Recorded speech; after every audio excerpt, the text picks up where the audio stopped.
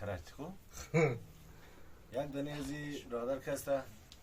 یشتم دمی طبقه پایین بالکن گفتم تو کندنکاری کو یک دانه سنگ خراب شده سنگ خراب شد گفتم تو کندنکاری کو برادر کسی یک دیگه شین بال در مو دو خواب شونه مو خنجر تایر دو خواب میدیم ولی یک زمان برادر کسته سینم کی ام بالا گوشتم پیدا گوشتم چخ نمایا مقصد خو اردش گوش چخ چخ بولار گوشته گوشته گور کوینم کو نام از زیادم رفته کو فلانی و فلانی کی گومه تاینا برادر کسته نامش مبارک کوی گم مبارک مبارک مبارک مبارکم تو را نمیکنه مبارکم سایلنس یک زمان رفتم برادر کی مبارک سرخ ده بغل از دیگه اشته خو خلول میدیا خو خلول میدیا گفتم یه دیگه نامش گرفتیم گفتم ما فلانی چرا دو غاب نمیدی گفت استاد بس بلده زیگه پای پالتو تایم ندارم یار استاد گفت مبارک برام دیل خوش نه تو نه مرم که دو غاب بدی نمیدم دو غاب چرا دیدین دیگه آره خویر گفتم که بچا حالا که مبارک غش نه عمر دقیقا تو دو غاب رو بدی نه ما مبارک دیل غش نخور است تو گفت ناخون زیر توختم که می شنگا گزی بسیار زیاده و گاشته خود ما مرخ داشتم تا صاحب کار زنگ زدم گفتم بیر چابک ده دکتر ببر که وضعیت بیروه گیر برد دکتر پس ما دی بگاه گفتم ما والای مبارک گفته گفتم تو می چیز کار دی که می تا ناخون خرمی خزما کم او گرد دی گفت یار استا گفتم بار ملک درودم پرگای سیودن چکر میزدم گفتم بار ملک دم پرگای سیودن درو چکر میزدم که یک دفعه گفتم دل مخش کرد یک زمان گفت تو خودم ناخون موگر شده ما دیگه به این فکرم که بعضی فکر گلی سما خوردگی بیتراف ما گفتم وا بلا بیزنه تو رو گفتم ما کسته دودن گلی خوردن تا بال دل مخش نگد تو یک در ناخون قیلاش دل دغشته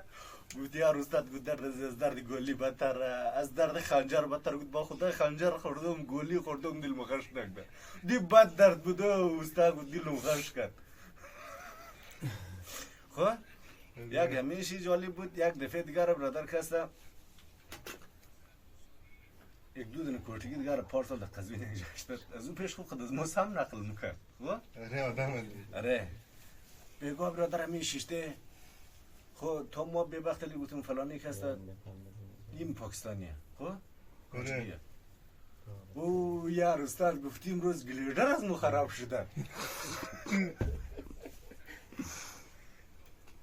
از او پاسوز دیگه پرسان نه یار تو ده کجا بودی؟ تو پاکستان ده کجا بودی؟ ویش مگم ما ده پاکستان ما کسته ده خیلی جایا بودم یار مگه این میترم شدقای خیلی میتپرتنه خو؟ قاضیش هم میتونه ره قاضی یار ما مگه ده خیلی جایا بودم تو ده کجا بودی؟ مگم ما ده شوکت اشتاب 5 سال صدر بودم یار صدر چوکر نصراب صدر شوکت اشتاب بودم از پس این دیگه ایش منگه که یار ما تو رو چی تو روش نکدو این تر حساب کو من 95% HTP والا رو میشناسم 90% بازاریای کوچه را ره ایش تو خدستویش ما سرش نخوردم پس اویش منگه که یار منگه مو پیترول پمپ رو بلد بودی که کوزاد نعمت در روز 2000 دانه تناو میزد یار اون منجی که در روز 2000 دانه تناو میزد دیگه چیز میگه هن یار پیترول پمپ رو بلدم متاخ کوزاد رم بلدم کوزادم من مدر خوش داشت کوزادم من خیلی خوش داشت این پوچویشی یار این پوچوی از نور تو خود کوزاد یک جای است دنیا بعد از دیگه ایش میگه یار ما خبرم حتی منجی که ما خود به منجی استاد بودم که کوزاد تناو میزد ما تور چه روش نکدم تناو کوزاد را مشکدم ولی تو روش نکدم صدر شوکت استرابم تو بود چرا خم صدر بودی خلاصه دیگه نامگیره خد دوام ادازی HTP والا را نامگیرم که در تمام حیوانات کردیم که فلانی رو میشناسی فلانی رو میشناسی فلانی رو میشناسی خلاصه نامایش دیگه چند جالب بود دیگه یه هم گفت ما تمام از یار میشناسم تور نمیشناسم ولی تو رو نمیشناسم گفت میشناسی نمیشناسی تو نه گفت نمیشناسم یعنی رقم او برادر یعنی رقم قصاص آقای نظری طالب چی رقم شد؟ او قصه زو طولانیه